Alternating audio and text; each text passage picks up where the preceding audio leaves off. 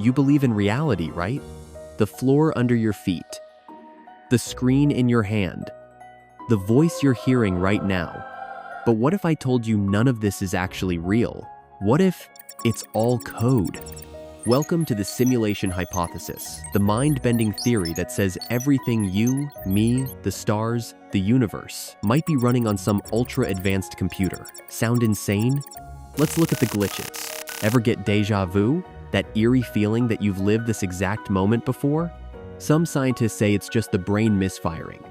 But simulation theorists, they say it's a rendering error, a loop in the code. Like when a video game loads the same scene twice. And then there's the Mandela Effect. You swear Pikachu had a black tail. He didn't. You remember Looney Tunes. It's Looney Tunes. Thousands of people misremembering the same things? Just bad memory? Or a patch update in the system? And here's the wildest part. Some physicists argue that the universe doesn't render in full HD until you look at it. It's called the observer effect. Particles behave differently when observed like they know they're being watched, which leads to the rendering on demand theory. Reality only loads what you're paying attention to, just like a video game engine optimizing frame rate. So what happens when the code messes up?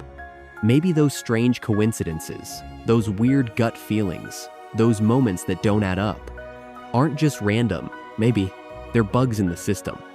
Okay, let's say we're in a simulation. Cool, creepy. But here's the bigger question. Who's running it? Are we the project of some alien kid doing a school science fair? A post-human civilization trying to study their own evolution?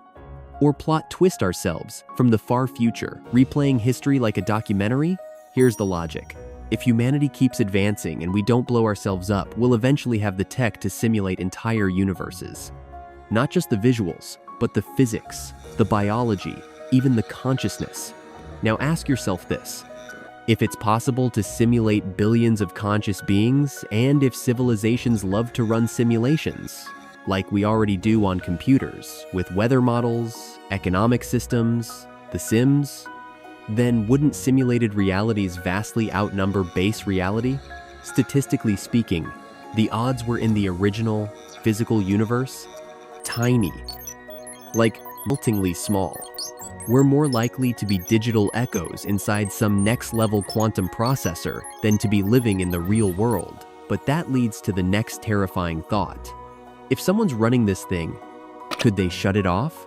One pull of the plug, one line of corrupted code, one cosmic Control+Alt+Delete, and poof, game over. Let's get technical. If we're inside a simulation, there might be fingerprints left behind, clues baked into the fabric of the universe. And some scientists think we've already seen a few. 1. The pixelated universe.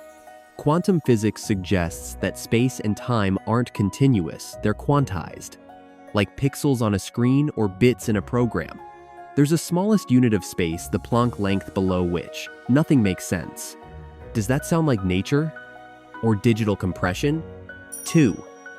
The rules are weirdly perfect.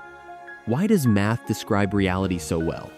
Why do physical constants like the speed of light or Planck's constant have the values they do? Some argue it's like the simulation was fine-tuned, like someone adjusted the settings to just right. 3. Cosmic limits. There's a theoretical speed limit, the speed of light. Energy limits, processing caps.